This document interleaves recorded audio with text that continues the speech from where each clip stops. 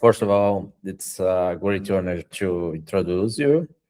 Yep. My teacher, a person that I believed command the Theravada Abhidhamma in a truly profound way.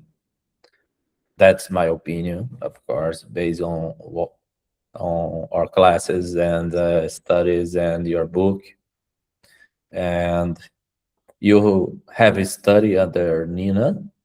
Um, and you are studying under a student of Ajahn Sujin as well today. Yes. Uh, that is like a esteemed scholar then within Theravada Abhidhamma tradition, right? So today I want to explore, I want to talk about a little of your personal journey uh, within this tradition, of course, the Abhidhamma, Theravada Abhidhamma itself. So I wanna repeat this part because it's important to me to know, and for anybody that eventually will see this video, your instruction remains of immense value to me. Okay. Uh, so I appreciate your time, your presence, and shall we begin? Yeah. So So, you want an oh, introduction first, right? My background, is that right, Paulo? yeah, I would like to ask you about your personal path in this Buddhist tradition, specifically Abhidhamma, Theravada Abhidhamma. I would like you to talk about uh, this. Yeah. So I guess when I was young, I was very interested in science. So in school, I was kind of a prodigy in studying science.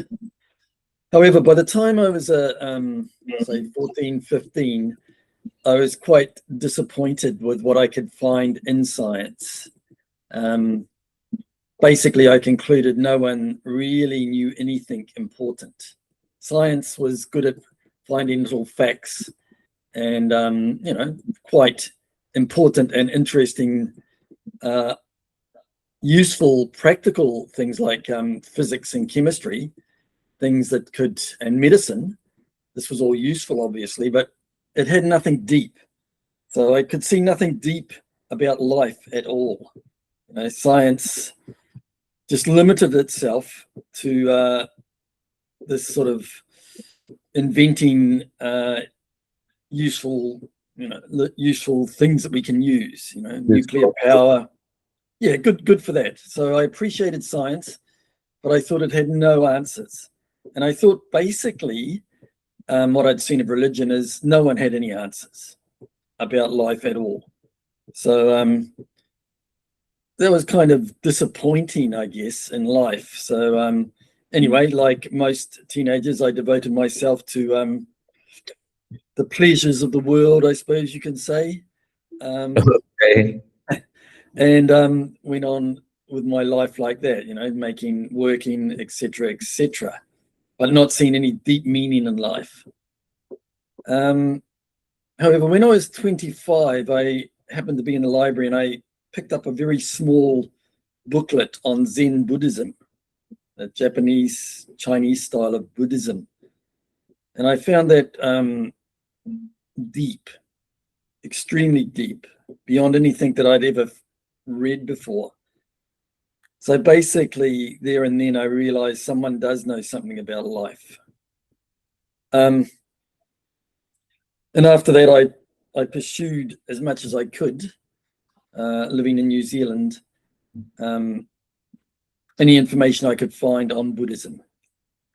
So within a couple of months, I realized that Theravada Buddhism was the original. It was what the Buddha taught originally, that Theravada had the real original teachings.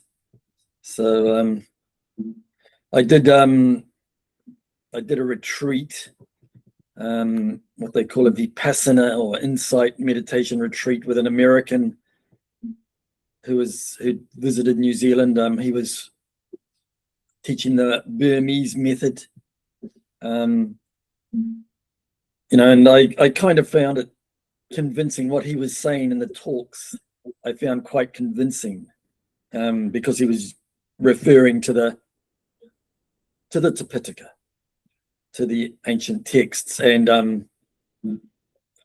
although I wondered a little bit about the techniques. They were bringing in these newish techniques.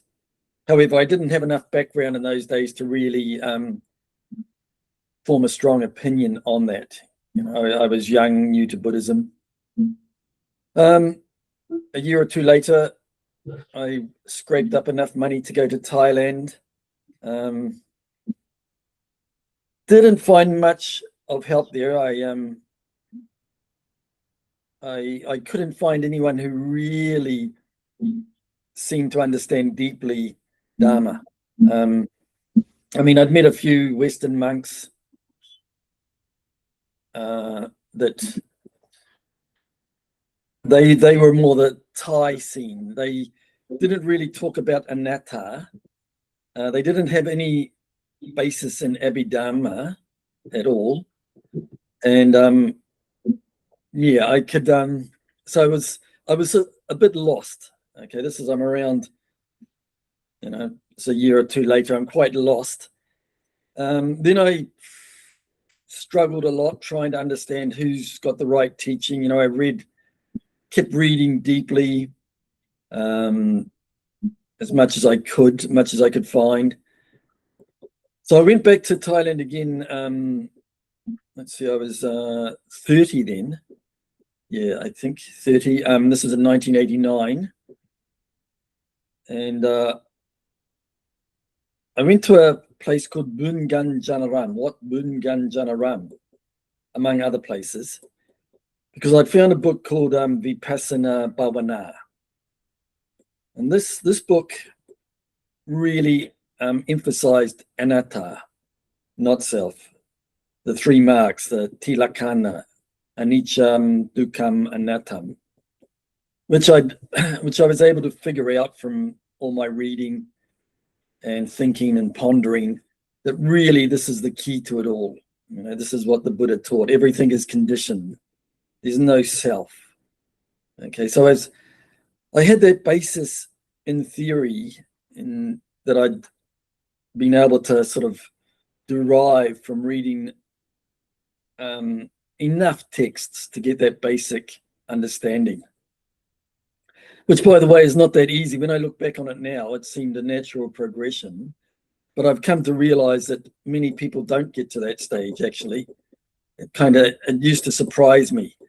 I'd meet some famous monk or something, or teacher, and start discussing Dharma with them, and really anatta was the last thing they were interested in. It was all about other areas like concentration or sila or something, missing the heart of the Dharma. Yeah, and I was always quite surprised by that. I thought maybe they just they want to keep the deep stuff for later, once you're ready or something. But then I found out eventually that most of the teachers in the world these days don't really see that clearly, that everything is fully conditioned, that there is no self. Anyway, so I'm at Bungan Janaram. I spent almost 3 months there with a very good teacher. He was about 91 or 92 in those days. He's passed away now. And however, they still had a technique. It was a kind of a laid-back technique. It wasn't like the Burmese method of, the Burmese method is you try to have continuous awareness. Laid back in the sense. Yeah, it wasn't so pushy. The Burmese the techniques that I practiced before were very hard on. You have to know the moment, you have to have sati continuously, etc., etc., which is unrealistic, because sati arises by conditions, not because we think we should have sati. You can think you can have sati continuously as much as you like, but what will happen is that there'll be a kind of induced effort that is really not sati. It's more like it's covering over the subtle desire that is there, and it covers over the nature of reality. And the nature of reality, of all realities, is that it's conditioned to arise, and sati is no different from that. Sati is conditioned. It arises when it arises, not because, and one of the conditions is not, I want to have sati. It may seem like we can have sati, but that will be usually just sanya, perception, and chitta, So anyway, this teacher was very aware of that, and he was very aware of the dangers of lopa. The Pali word is lopa, or sometimes called tanha.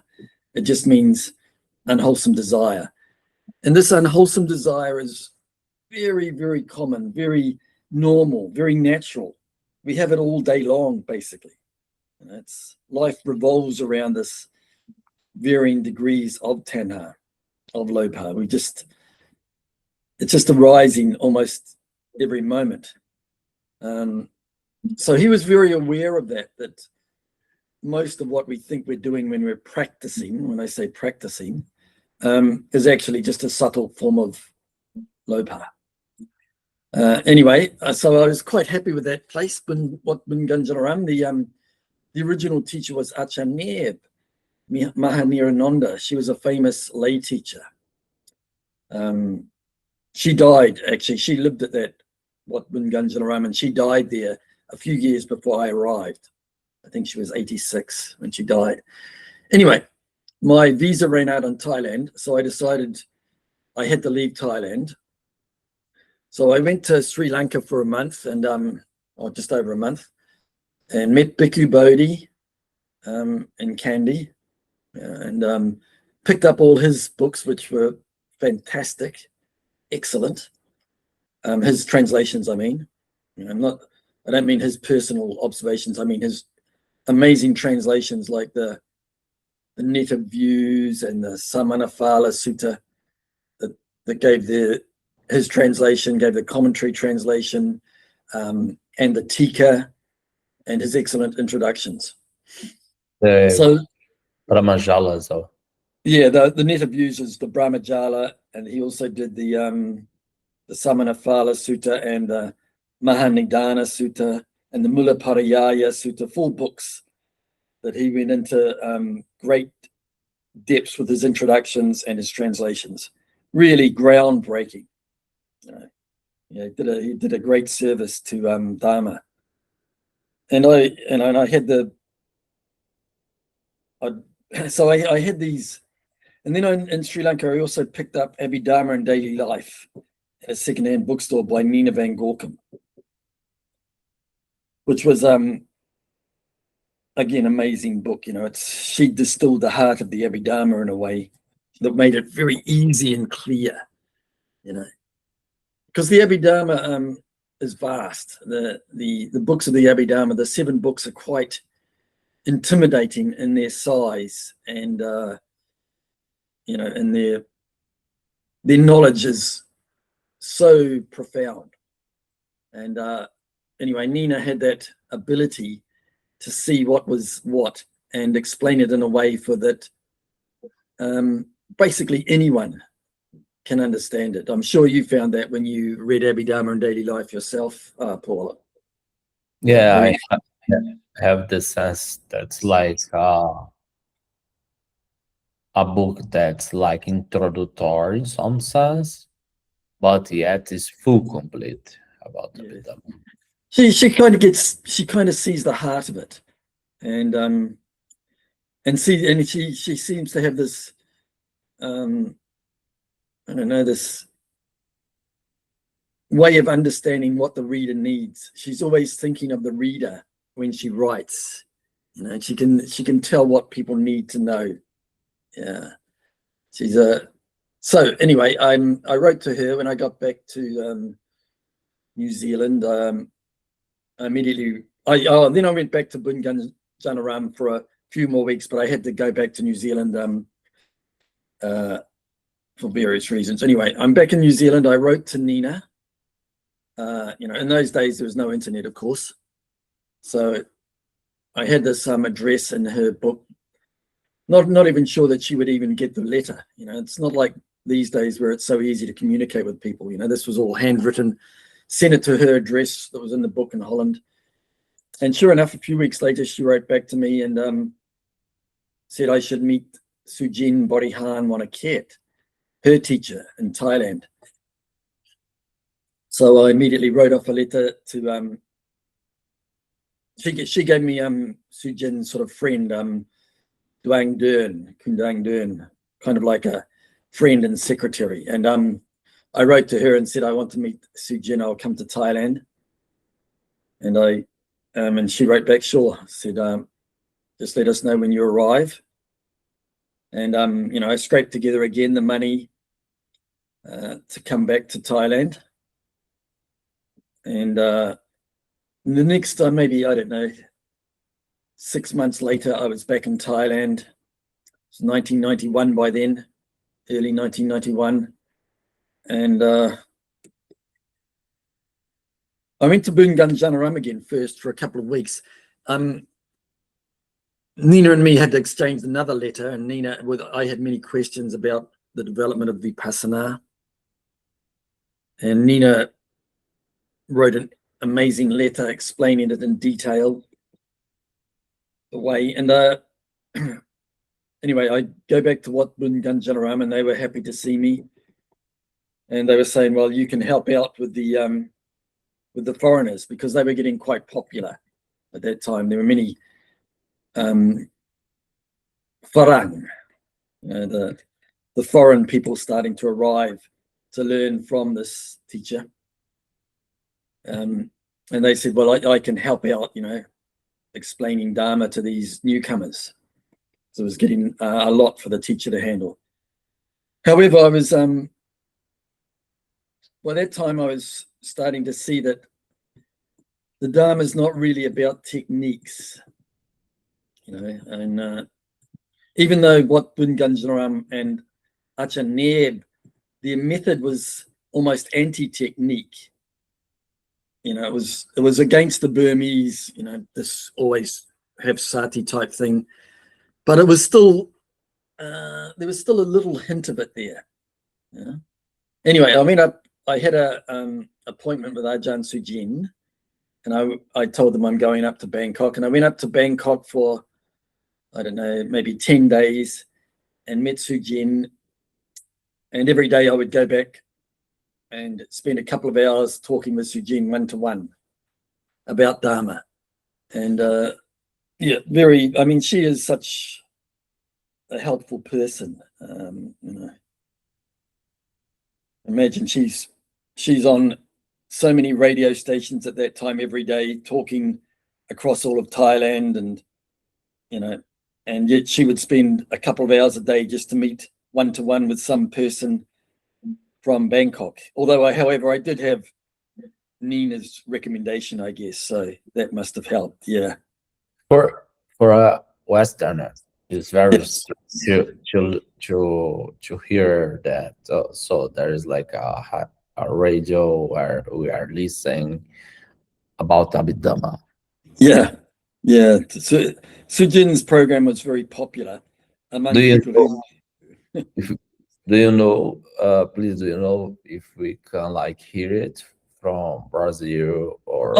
No, I don't know actually. No, probably not. It's still it's pre-recorded now, and it still goes over in Thailand every day in different radio stations and on TV. They have a channel, like a minor channel, but I don't know if you could get it in Brazil. It's all in Thai. Yeah. There is also a like channel about Abhidhamma in Bangkok? I don't know. Yeah. Oh, Anyway, you there said are. TV. You said there was like a TV program or something. Yes. Yeah. I think every Saturday they have a Ajahn Sujin talks on Thai TV. In the morning. I mean, obviously, it's not like Netflix. It's not that popular because it's about Abhidhamma. But those who are interested can listen. Yeah. So anyway, I go back to Wat Boon Ganjanaram after 10 days in Thailand, thereabouts. But I found I couldn't meditate anymore in the sense of do this technique. I tried, but I just could see so clearly that the Dharma is always happening. You don't need to be in a special place. You don't need to do anything special per se. The specialness is now. The Abhidhamma is here and now, right while we're talking, right while we're thinking, seeing, hearing. It's just here. The Abhidhamma describes what is real, and what is real is always here. So I said that to the teacher, and he knew Sujin, and he listened to a radio program as well.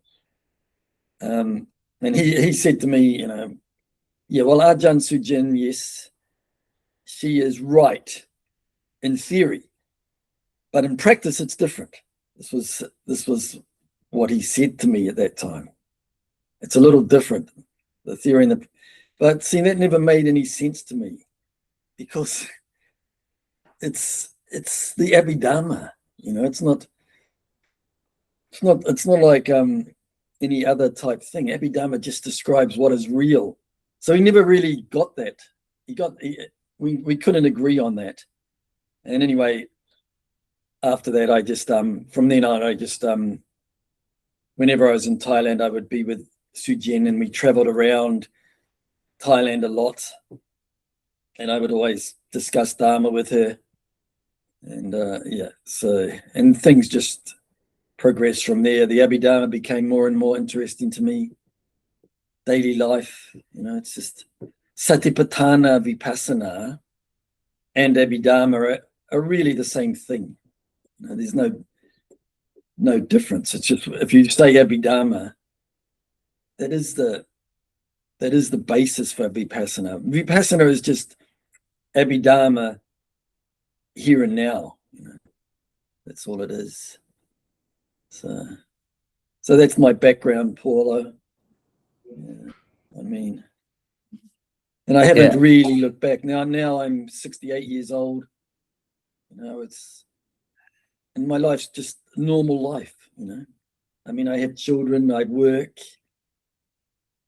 And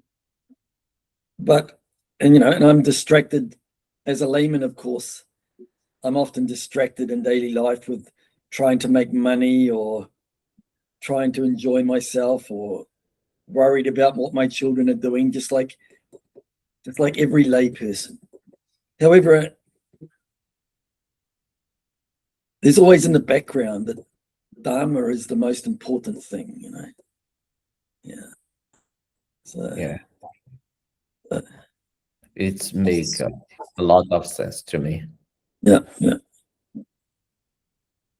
Okay. I have another questions. Yep. So for those who are, I think I'm hearing the background that you mentioned. Now, let me. Are you hear me? Yeah, I'm hearing you good. Yeah, very clear. It's because I increased the volume. Okay. For those that could possibly see this video, could you speak like a little about the 5 aggregates, the basic, and the 6 words in the sense of the 6th sense? Yeah, so the khandhas, the 5 aggregates, and the ayatana, the 6 bases, they're kind of closely related. they're different ways of understanding the present moment. Depends what we're considering. Like at the moment, there's seeing, and that is one of the ayatana, seeing, and the eye base and the visible object. They are ayatana. So we need the eye base is rupa. The visible object, what is seen, the colors, are rupa. And the jaku vijnana, the seeing consciousness, is nama. But if we look at it from the point of view of the aggregates, the rupa aggregate is the eye base and the visible object, and the vijnana is the seeing consciousness is consciousness, in among the five aggregates. So you can divide. It's just the dividing and explaining reality, what is here and now, in different ways. So different people at different times will see some aspects, and at other times other aspects. The point is, either way, the Abhidhamma breaks down and analyzes this world into what is actually present. And what is actually present is momentary, and it's conditioned, and it's not under the control of any self, because there is no self. So just understanding nama and rupa, mentality and materiality, that's the basis of Vipassana. So whatever way we are considering, it all comes down to nama and rupa. See, if there's no eye base, if someone doesn't have eyes, for example, someone is, loses their eyes, then that is a special type of rupa. It's conditioned by karma. And if that doesn't arise, then there can be no seeing. We need that special type of rupa for jaku vijnana, for seeing consciousness to arise. At the moment, we have, it's arising, so there can be seeing. But without that special type of rupa, seeing can never arise. So there's like many kinds of relation between arupa and chittas and chittachikas, basically materiality and mentality. Yes. But there is no like a kind of causal relationship from materiality to mentality, like a materialist could think. No, not in that sense. Not the way the scientists would imagine. It's a bit more complicated than what they think. It's explained in the Abhidhamma, especially in the Patana, the different conditions. Like I'm just giving a few. One of the conditions for seeing consciousness to arise is that special type of rupa, that pasada, this special subtle rupa that's in the middle of the eye. It's the eye base. It's a very subtle, tiny rupa in the middle of the eye, conditioned by karma. And besides, but there's other conditions too for jaku vijnana, for seeing consciousness to arise. Much more than just one. Attention could be one. It's one. Yes. Okay. So another question. This is like difficult to me as well, but not because it makes a lot of difference to understand the list that Abhidhamma provide and the explanation, but I feel a little of difficult in explaining a definition of Dhamma in Yeah, sense. there's various definitions. Dharma has different meanings depending on the context. Yeah. So when we're talking about dharmas, like all elements are dharmas, there's anything that's real is a dharma. But sometimes dharma has a sense of the teaching of the Buddha as well, because what the Buddha taught was reality, actually. He explained reality. So dharmas refers to individual realities, and the Dharma refers to the teaching of the Buddha, which he explains reality, he explains the truth, he explains nature, if you like. So in that book of Nina's that I formatted on the Paramattha Manjusa, the commentary to the Visuddhimagga, at the end I added an essay by Nina where she lists the different meanings of Dharma. Yeah. You can go to the end of that, and there's a, I don't know, 4 or 5 page essay by Nina. Yeah. I'm going to check this today. Yeah. So we have to be aware of the context when we're talking about that. Yeah.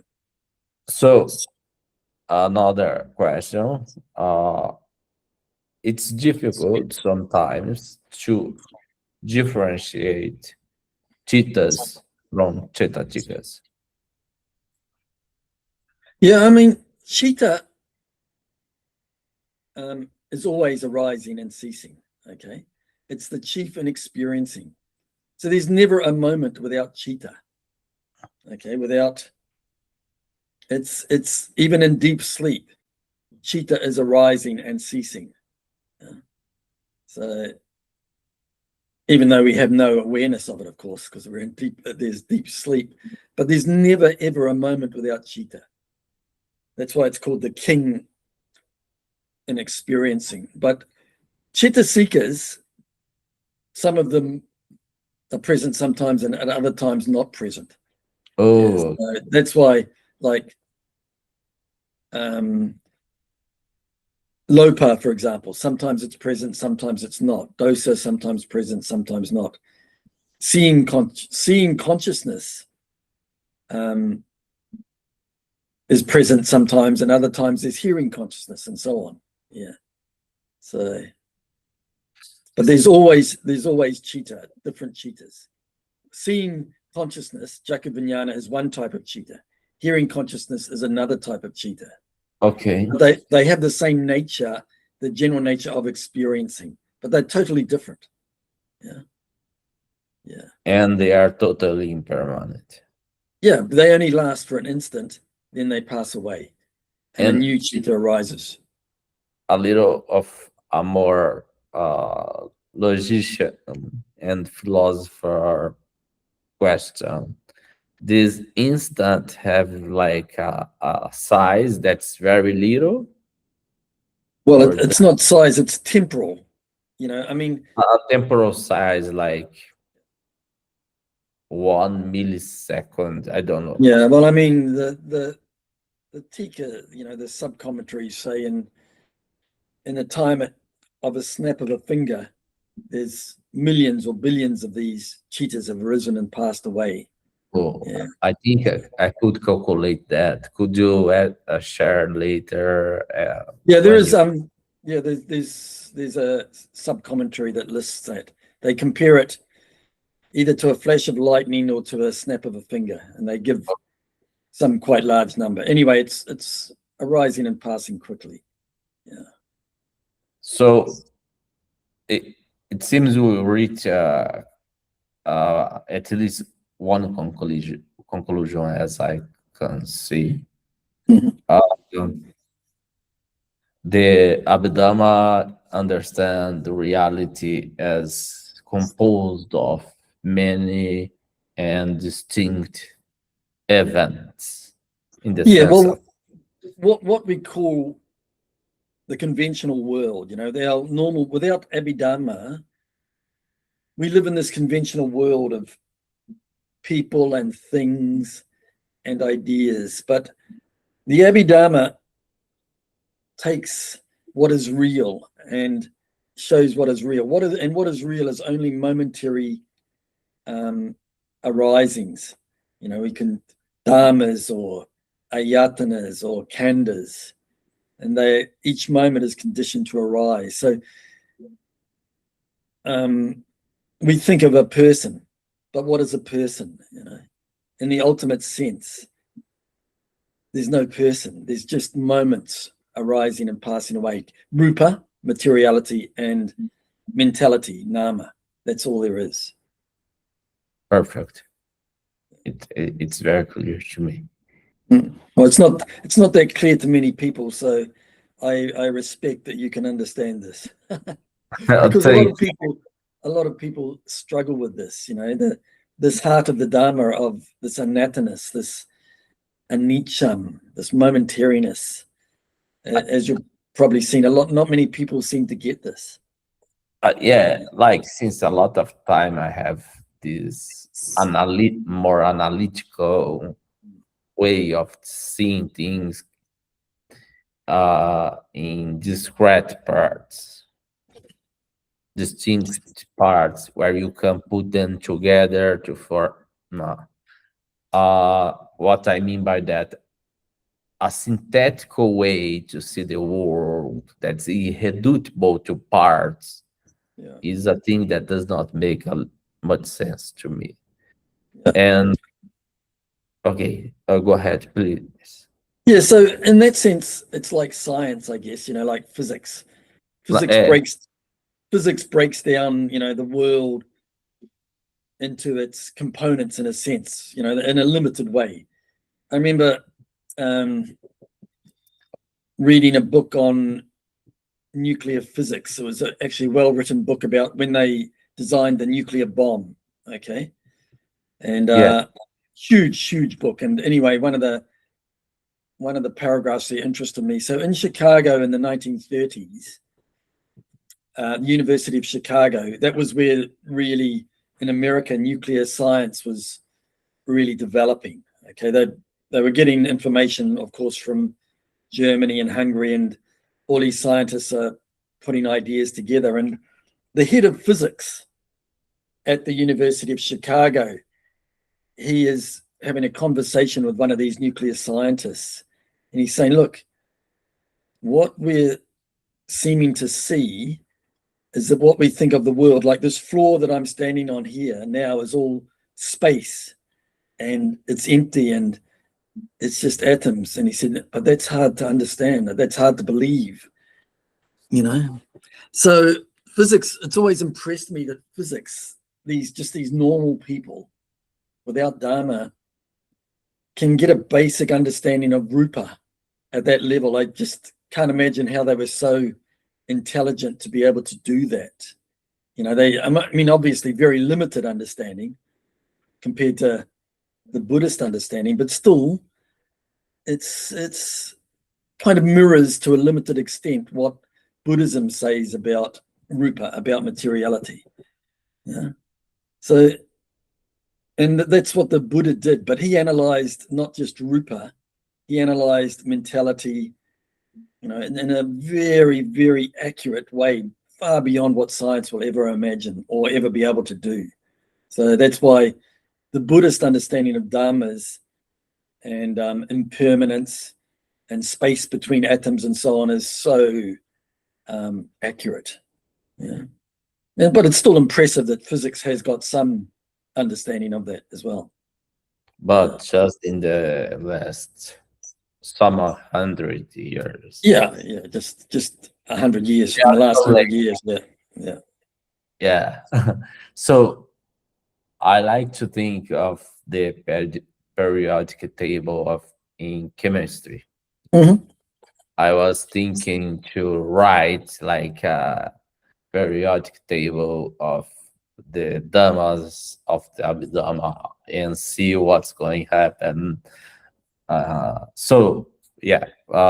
have more questions, and we are already almost in 1 hour. So this question is like, in some way, studying Abhidhamma is like, in some way, practicing Vipassana itself. It should be. If Okay. we're not seeing that Abhidhamma is here and now, I mean really here and now, right while we're talking now, then we're not serious about Abhidhamma study. You know, we're keeping it just at a theoretical level, but Abhidhamma shouldn't be studied that way. Abhidhamma is too impressive and too important to not see that it is real here and now. Yeah. I think I was lucky that I had Nina and Sujin as my teachers, because they always stressed on that, and they still, you know, Sujin always stresses on that, you know, it's just exactly what is real here and now. Yeah. So don't get too carried away with the book aspects of Abhidhamma. You know, people do that, and we can study Abhidhamma like a chemistry textbook if we like, or like a physics textbook, but that's limiting the use of Abhidhamma. It's better than anything else to study, but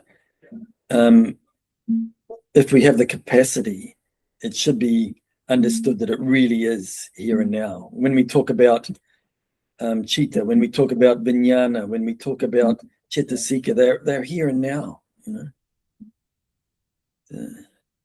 So that is my advice. Then it becomes very useful. Then we're not surprised by anything too, because like I said earlier, lopa, tanha is so common. Almost every moment of our day where we've got subtle lopa, or very not so subtle lopa, to have things. You know, we're always trying to make things a bit better for ourselves. You know, Yeah. to get that nice coffee. To I did buy the machine. Oh, you did? Great. Yeah, and you had the only reason. It's like a different level. So you grind your own beans now, do you? No, that I'm not doing, but I did buy the I forget the name. The thing that you put, and it's like the capsules. The capsule ones. Yeah, oh, okay. The Nescafe capsule ones. yeah, exactly that. Yeah. I recommend going for the ones you grind yourself, even better level. One day, next step. I have to learn to do that. Anyway, so these things like lopa, it's so natural. Yeah? So we don't have to be, in a way, we don't have to be frightened of it. But what we should be ready is to understand it, to start to see that our life is flowing along with lopa, but the Abhidhamma, the understanding, can interrupt that flow of desire, that flow of lopa and ignorance. The Abhidhamma can interrupt it, and a little bit of understanding comes in and sees, this is lopa. Yeah. So natural, so real, always. That makes totally sense. It's almost tautological in some way. I think it's not really a little tautological, but yeah, it's very logical. Yeah. So this way of thinking, studying Abhidhamma in this specific way is Vipassana itself. It is the main characteristic of what you talked about with me, the concept of, I think, is sukkhavipassaka. Yeah, so sukkhavipassaka, yeah, thanks for bringing that up. The English translation of that is dry insight worker, the sukkhavipassaka. So in the text, they talk about different ways of attainment So there's the jhana labhi. The two main ways are the jhana labhi and the sukkhavipassaka. And the jhana labhi is the one who is the master of jhana, and who then uses that as the basis for vipassana. So they have these extraordinary disciples of the Buddha.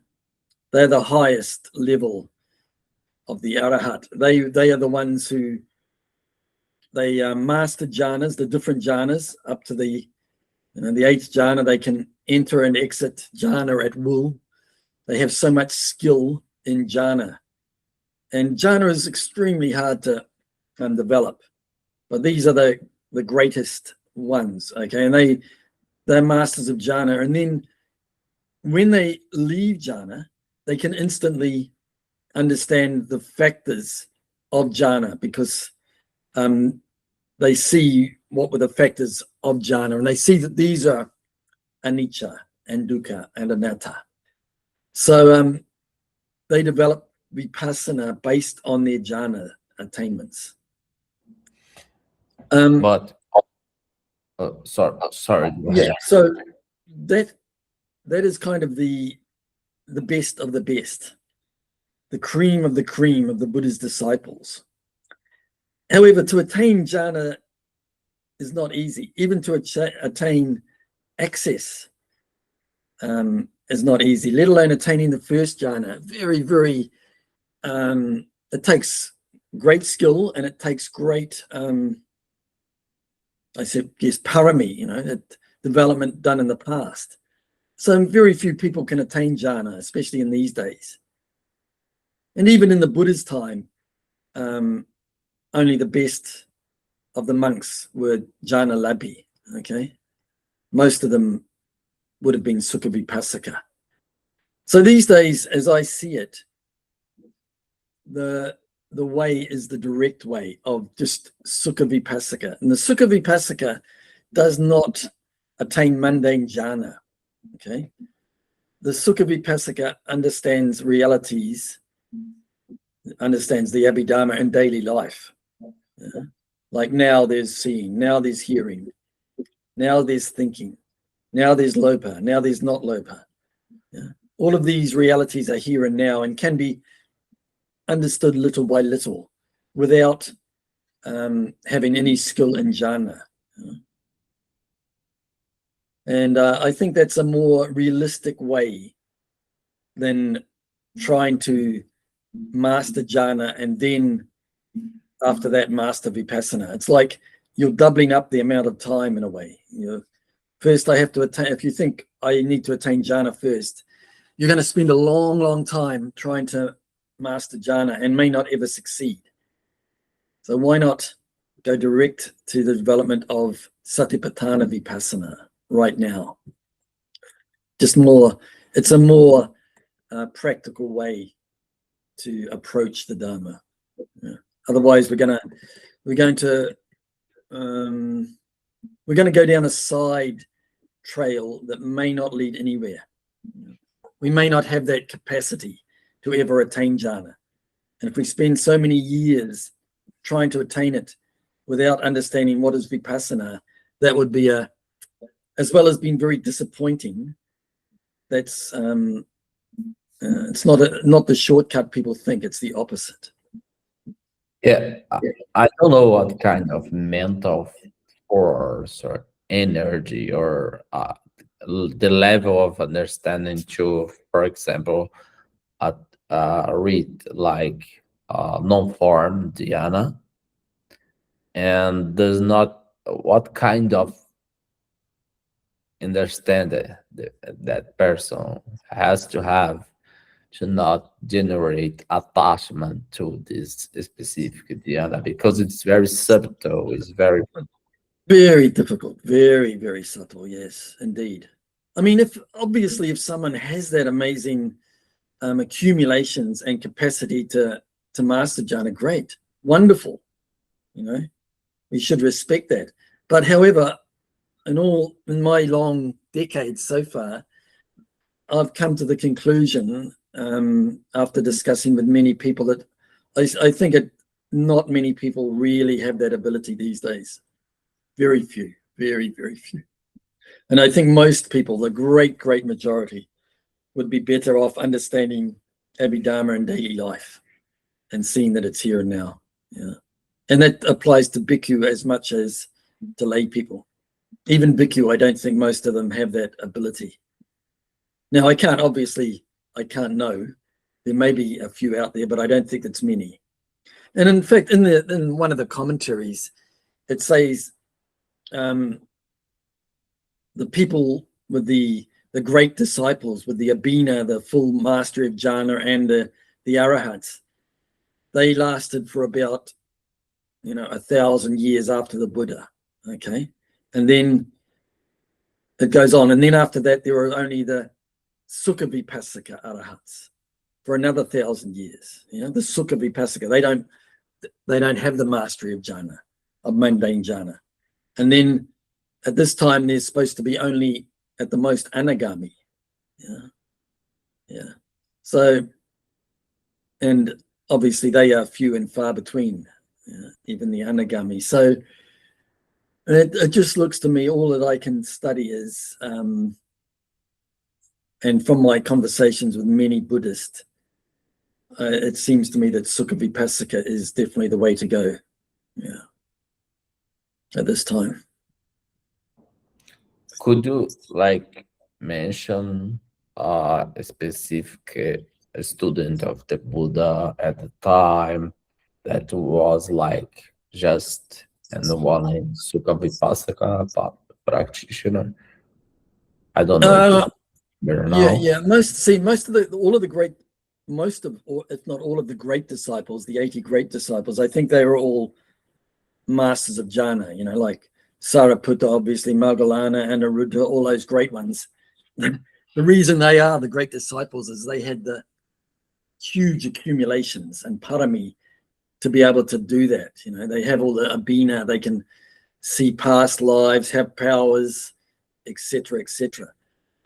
But there's the I can't remember the Susima Sutta, Susima, Susima, where one monk, a bhikkhu, goes to this group of arahants and he talks to them, and he says, what are your attainments? And they say, no, we can't see the past or whatever. We don't have mastery of jhana, and yet we understand. And he's skeptical. How can these, they don't have any special attainments, and yet they're arahants? And the Buddha explains to him, that they see the Dhamma, they still see the Dhamma. So, and they were, there's another one. The Buddha lists the type of disciples, the red lotus and the different types. He compares them with lotuses, and the bigger number were the sukkhavipassaka arahats, I think. So there are suttas like that. But the reason these days people get a bit confused is because the Buddha gave a complete, and the Visuddhimagga gives a complete survey of all the types of arahats. And people see that, these great arahats like Anuruddha or Moggallana had all the jhana mastery. They kind of think, well, I should follow their way. I'll master jhana first, and then I'll do master vipassana after that. But they don't see that Moggallana and Sariputta, they became sotapanna just by hearing, just by hearing Dharma, right?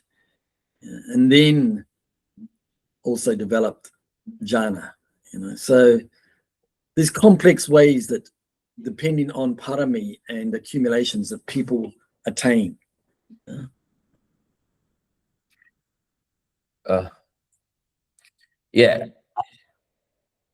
This is something that was not so clear to me, and now it is more clear, because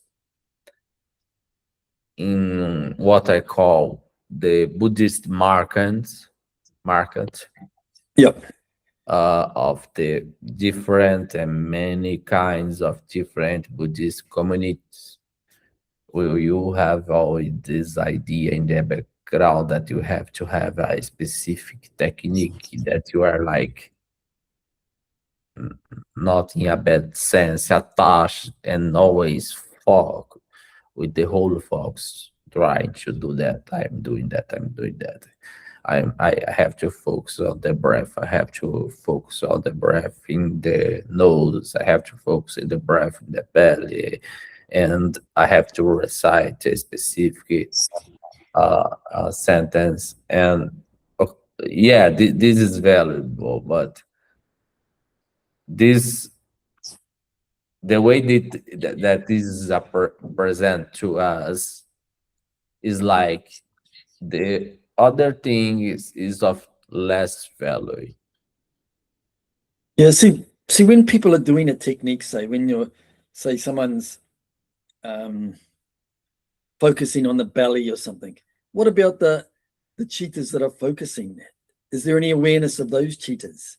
Is there any awareness of the intention? Is there any awareness of the subtle lopa that wants to have some experience? Yeah. See, whatever we're doing, there's always realities there. And if we're doing some technique, those other dhammas are neglected. They're not seen, they're hidden in a way. So that's why I think that it needs to be so natural, just as it really is,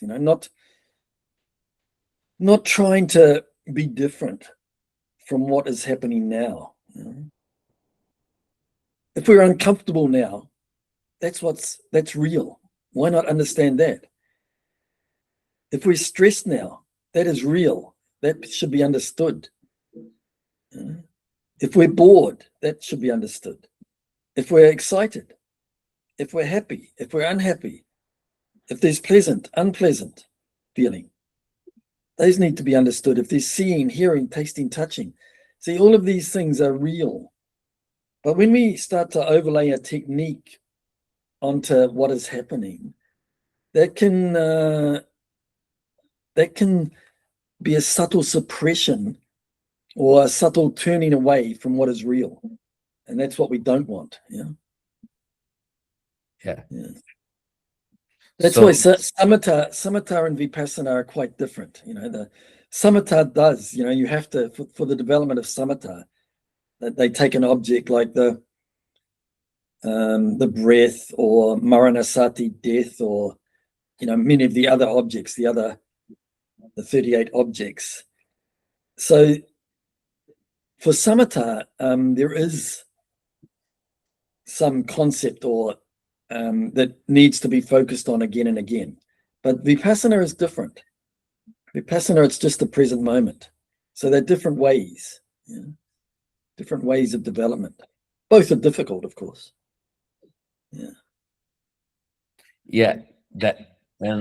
This whole thing that happens in the many different Buddhist communities, that's like a good let me decrease the volume. That's a way to point to us that we are so much attached to the idea of control that assumes a self behind this, the lines that control things.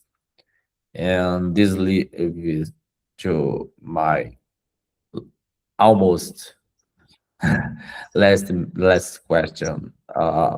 So if like everything is Dhamma arising depending entirely on past conditions, without speaking about unconditional nibbana, because this is a whole different matter and is more difficult to discuss. But if everything that composes what we call us, I, we, etc., or a chair, a table, are dhammas that are entirely dependent on past conditions. So there's no self separate from these dhammas. In this case, we have there is a clear conclusion that I think perhaps many Buddhists and not Buddhists would not like, but it's very clear that there is the conclusion that there is no free will at all. And for some time, I never engaged so much in the debate about free will. But when I understand in a more deep way about the idea that there is no free will, I feel very relaxed. I don't know. I don't know if my pronunciation was right now. Yeah, but I feel relief. But the relief was a different kind of relief. It was very momentary, etc. And it was peaceful as well. But here I see a very dependent dependence between two ideas. The idea of we have to have control, and if there's no free will, so what we can do? And to it. So it should be that way. There should be a little bit of wonderment and confusion and understanding. If it's understood, can you hear me okay? Yep.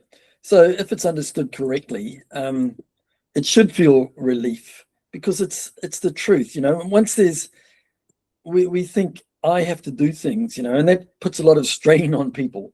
A lot of Buddhists become stressed out because they start to think that they should be doing things and becoming better people. So rather than understanding what is here and now, they strive to become a different person. And that just puts a extra bit of pressure on them. And so instead of the Buddha's path making life easier and clearer, it makes it more confusing for a lot of Buddhists. I mean, I was a little bit like that in the beginning too. Once understanding of anatta develops enough, life gets much simpler and easier. There's no bad feelings, because these accumulations will condition this and that behavior. So all we have to do really is understand the moment and gradually see what is what and what is not what. And like you say, free will's just an idea that's not based in any sort of reality. There's not, what is this free will? Every moment is conditioned. However, people get a bit upset about that. They wonder how there can be progress if there's no free will. What can they do to make things happen? If they can't do progress and make things occur, then it seems like nothing really matters. But fortunately, the Buddha's words, as laid out in the suttas and the Vinaya and the Abhidhamma, is like a great conditioner of good behavior and good understanding. So because we are listening to what the Buddha once said, we've got that there, that naturally conditions better behavior. It naturally conditions more clarity about life without there needing to be a self there to do this. We don't need to say, oh, it's me who's going to follow the Buddha's teaching.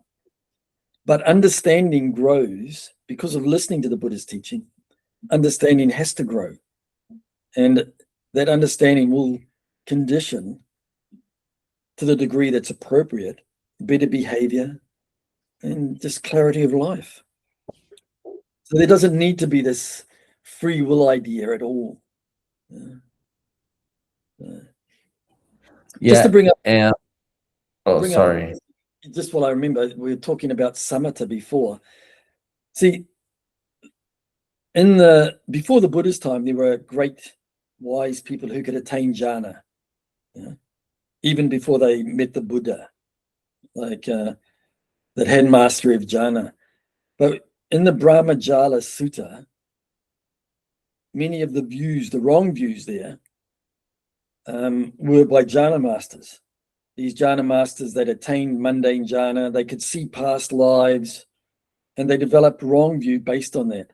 Because mundane jhana does not rely on understanding anatta or anicca. Yeah, it's just purity of citta in the sense of not having lopa. Yeah, so they are able to have a very purified type of citta, but still deep down there's still the wrong view, because it doesn't, only vipassana can eliminate fully self view. Yeah. So that's why samatha is quite different from vipassana. Anyway, I just wanted to bring that up. Yeah. So what was your question?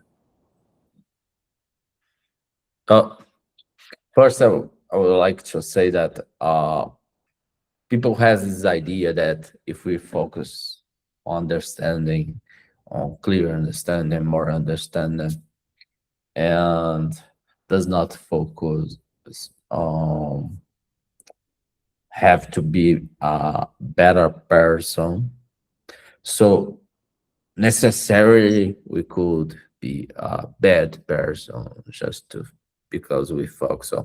And no, as I understand will lead to attach to a specific the attachment. Sorry, I switched the word. Understand will lead to a specific kind of the attachment. And in the way the Abhidhamma works, the attachment does not make us indifferent to humans suffer. Yeah, Animals. I mean, if it's misunderstood, anatta can have that effect, I guess. I mean, you'd start thinking, well, there's no self, there's no, in the ultimate sense, there's just nama and rupa and so on. So in a very, if it's taken in a very theoretical way, it might seem someone becomes a bit cold, However, let's take the case of metta. Metta means friendliness, right? There's metta bhavana, okay, the development of metta. If we understand anatta well, it's actually easier to develop friendliness because everyone's seen more or less equally. It's so it becomes much easier to treat everyone as a friend. Now, obviously, people are concepts, but just because we understand that doesn't mean the concepts aren't important. It just means that concepts are put in their place. They're assigned and understood as they are, rather than as something real. So the Abhidhammika, the one who understands Abhidhamma, still lives in a world of concept, for sure. Even the Buddha knew who Ananda was. He knew. He still used concepts to explain the Dhamma. Can you still hear me? Okay. Yeah, good. It's so we still use concepts. We still live in the world of concepts, but we have we see another level, the level of Paramattha Dhamma as well, the ultimate reality. So life goes on as usual with concepts, meeting people, and it's definitely easier to be friendly to everyone, because why should you differentiate between your children and the person you meet on the street, in the sense that it's just conditioned? And so the advantages of metta are understood. So I think the one who really understands Abhidhamma becomes more friendly and more energetic. Like, I'm always amazed by Sujin, my teacher Ajahn Sujin. She's 99 now, only a few months till she's 100, and yet every day she's speaking on Dharma, meeting people, helping people. I said to her, why do you, don't you get tired? And she says, no, it's just, it's just her life is so, out to help people always. Yeah, that's a thing that when you said to me, and I talked with her by the calls and etc. the groups. I had I had this feeling that since then I was, I don't know, working, coding, Yeah. and out of the nothing, out of the thin air, I stopped and remember, well, Ajahn Sudin has almost 100 years, and in that specific video, she was, I'm sure, not tired like I was. She was very energetic and very enthusiastic about talking about Abhidhamma. And this was amazing to see, I have to confess, because I never saw that in that way with the people with almost 100 years. This is impactful for me. Yeah. No, impressive. Yeah, she's just always been that way since I've known her. She will always go out of her way to help just one person. Doesn't have to be a group or anything. Just one person wants to understand a little bit more. She will take the time out to talk with them, no matter her schedule, no matter how many people she has to meet in a day. If one person wants to understand, she will definitely make the time. Always. Yeah. Oh, so now it's like like a question. It's the last one, and after that, we are going to stop the recording and so on. So we spoke about translate your book to Portuguese, and I have to translate and review it to be everything in order, and translate as well Nina's books about Abhidhamma, specifically beginning with Abhidhamma in daily life, because I think it's a book that will have impact in more people. Sure. And I want to just know if we are yet in the same page, and if I have Yeah, I've known you long enough now, Paulo, to be very impressed with your understanding. Yeah, you're quite rare, believe it or not. You may not realize it, but you're quite rare in the world to have this level of confidence in Abhidhamma already. You can see the right way. So I'm very confident that you'll do a great translation of my book and Nina's books. So please go ahead. I mean, I will when I meet Sujin again in August, I'll mention that you're going ahead with the translation. She knows you're already. And I'll mention to Alan Weller, who is the owner of Zolag, Nina's publisher, that you're doing these translations as well. I'm sure he'll be quite happy about that. So feel free to go ahead with those. And I will, as you progress, I'll keep notifying people so that everyone knows you're going to be doing these Portuguese translations. And I'm sure they'll be very helpful to people. Thank you, Bard. I forget the word. Sorry.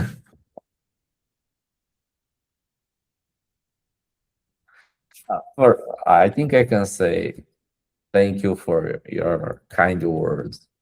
This is very meaningful to me, and for this recognition, because most of the time I don't see myself in this way. Though I can see in the Abhidhamma way. I don't know how this is possible, because Abhidhamma was not supposed to increase your self-esteem or something like that, in this sense, Well, it's there's two ways it can go. One, it increases confidence in the Dharma. The one who understands Abhidhamma will tend to have more confidence in the Dharma, in the Buddha, in the Sangha. But also, because of Lopa, it can go the other way sometimes, that one becomes conceited, about one's Abhidhamma knowledge. This is just natural too, because conceit's been accumulated, and conceit will take an object, conceit. We might be conceited because we're good at mathematics. We might be conceited because we're good at sports.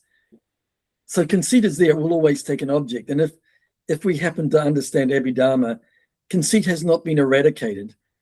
Sure, conceit's going to come in and feel conceited probably about Abhidhamma too. It's just the nature of conceit. So, however, since we do know Abhidhamma, we should see that as not a desirable trait. But still, very natural to have that. Yeah, very natural. Yeah. This is good to know. Yeah. So don't be afraid of it. It's just the way things are. Just understand it. Yeah. Perfect. So thank you again. I'm gonna stop the recording, but can you speak a little about the after the call? Sure. So let me stop the recording. And for everyone that's going to see this video, thank you at all.